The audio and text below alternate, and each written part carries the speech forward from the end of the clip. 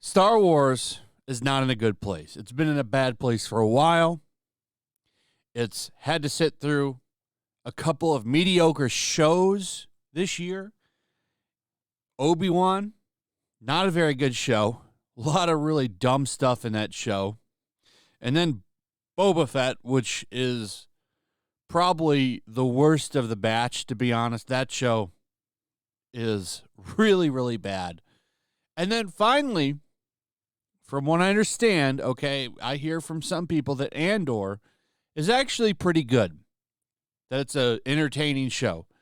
Like I said, I don't know for sure. I have not watched the show, so I don't know. I tried to watch the first episode. It just wasn't for me. So I turned it off, and I really just haven't looked back. Because, for one, I just don't really care too much about Star Wars anymore. I think Lucasfilm has definitely done a great job at alienating the audience and picking a side politically. They especially showed that when they did what they did to Gina Carano, and I've just kind of been done with them since then. And nothing that they've had or announced has made me want to come back. But the big news with Andor, like I said yesterday, the ratings are bad. Nobody's really watching this. And this is bad for Disney because this show isn't focused around Jedi. It isn't focused around any of the characters that people know and love. For the most part, Andor's kind of just...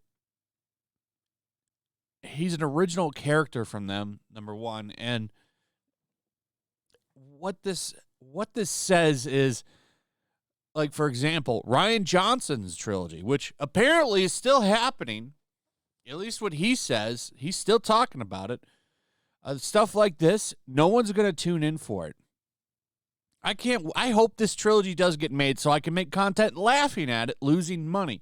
Because nobody's showing up for Andor. Do you think they're going to show up for Rian Johnson's Star Wars trilogy where the pitch is that it takes place in a different galaxy? You think anyone's going to show up for that? The same thing, the thing that it shares in common with Andor is it doesn't revolve around any of the original characters. But here was the update on this. In a recent interview with Variety, Rian Johnson confirmed he's still talking to Kathleen Kennedy about his planned Star Wars trilogy.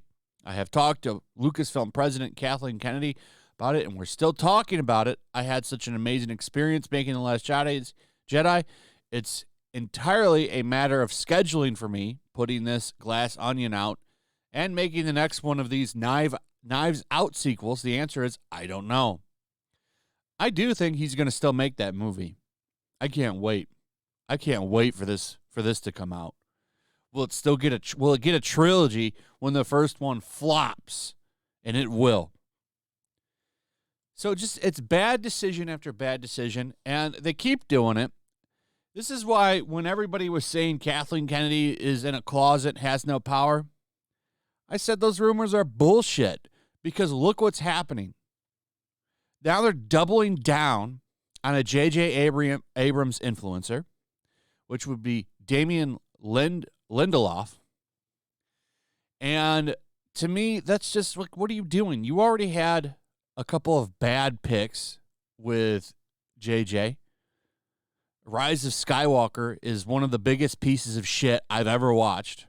So let's bring in some of those people. And then they bring in the Miss Marvel director, who honestly doesn't deserve a Star Wars picture. If this was, a world where accomplishments matter.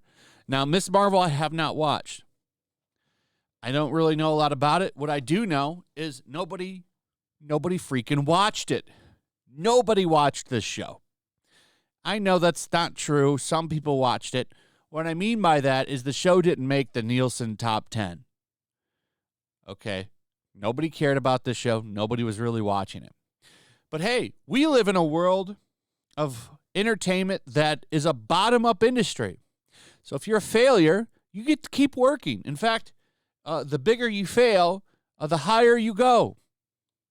Damon Lindelof is a great example of that because The Watchmen is his baby. a show that decided to take Watchmen and turn it into a show about racial politics. This show is a piece of shit. I mean, the audience score don't lie. 56%. But, of course, critics loved it. They're like, hey, well, you're the perfect man to come work on Star Wars. And now they're bringing in this guy. I don't know anything about him other than the fact that on his IMDb, he's only worked on like 3 projects. Perfect, sir. Please come write a Star Wars movie. Hollywood, you just fail upwards. You just fail upwards. That's the new MO for Hollywood. But we've got some details on this movie now.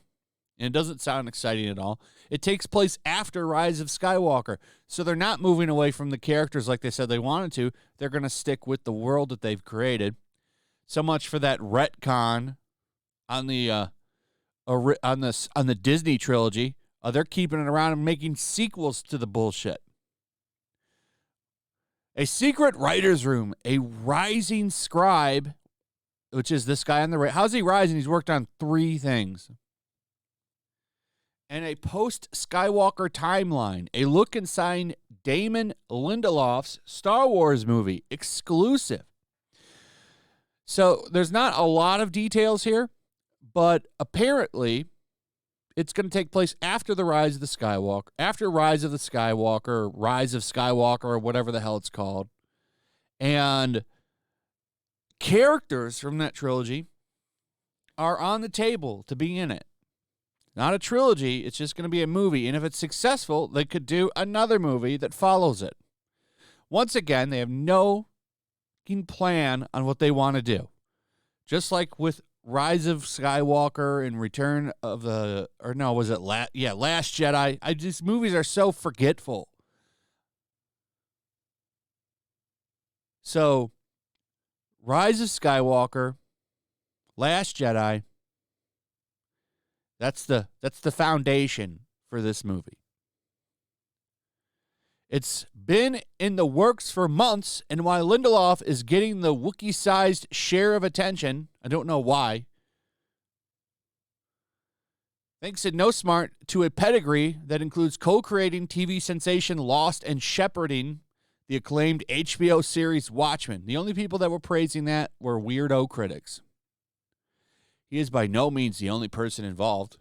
In fact, if Lost and Watchmen, as well as The Leftovers, another beloved series, never heard of it, Lindelof created, have shown anything, it's that one of the writer's chief talent is picking a gifted collaborator. Sources tell The Hollywood Reporter that Lindelof is writing the new Star Wars script with Justin Britt Gibson, a young rising writer who nobody's heard of, who worked as an executive producer or executive story editor on Del Toro's vampire drama, The Strain. He was a story editor. He didn't even write it. And wrote episodes of Star's The Counterpart, a series that deals with parallel dimensions and starred J.K. Simmons. So that's it. 2 shows. And he's not even a writer on one of them. He's a story editor. Britt Gibson, however, comes to the job after a secret writer's room that began coming together after this year's Star Wars celebration. The room held a 2-week session in July, and at the table were Patrick Somerville, who worked with Lindelof on Leftovers, and then went on to create the buzzy Station 11. Ryan McClendon, a consulting producer on Lucasfilm's own Obi-Wan Kenobi. Oh, what a great credit that is. And writer of the company's upcoming Willow series. Oh, that is going to be a piece of shit. Why do we need that? Can't they just leave it alone? Just please leave things alone. So apparently Dave Filoni is there. I don't know what he's doing there. I guess he's just there to read magazines. He's not writing anything. But here's the details. Sources say the movie project is intended as a standalone, but in success, but in success could lead to more movies. That plan goes against the grain of earlier Lucasfilm development process, which saw the company try to come up with new trilogies. Now the studio seems to focus on standalones. And sources say that the story would take place after the events of Rise of Skywalker. Although it would not be a continuation of the Skywalker saga, it could, however, feature some of the characters from the Star Wars trilogy made in the 2010s. So there you go. That's the big news. Are you excited about the future of Star Wars, ladies and gentlemen? Because I'm not. This franchise is dead. And Lucasfilm only has themselves to blame for it. They did it. All the damage is on them. They completely screwed up this franchise, and they continue to double down on the things that made it bad, like bringing in J.J. Abrams influencers like this guy. How the hell Bad Robot keeps getting their people all over shit is beyond me. Anyway, that's pretty much it. Let me know what you think. Also, if you would, please like, subscribe, share the video. Check out my Rumble and Locals, and I'll see you on the next one. Peace. Make sure to check out my Locals. There's a link in the description. It's a fun community that I'm trying to build over here. If you don't want to support me on YouTube, you can come over here. None of that money goes to YouTube. You also can just come over here for free. But if you are a supporter over here, I do plan on doing an extra live stream once a month and throwing links to the supporters so you can actually come on and have a supporter live stream with me. Also, it's a good place to catch all of my content. You don't have to worry about notifications like YouTube. They'll definitely work over here. So come check out my Locals.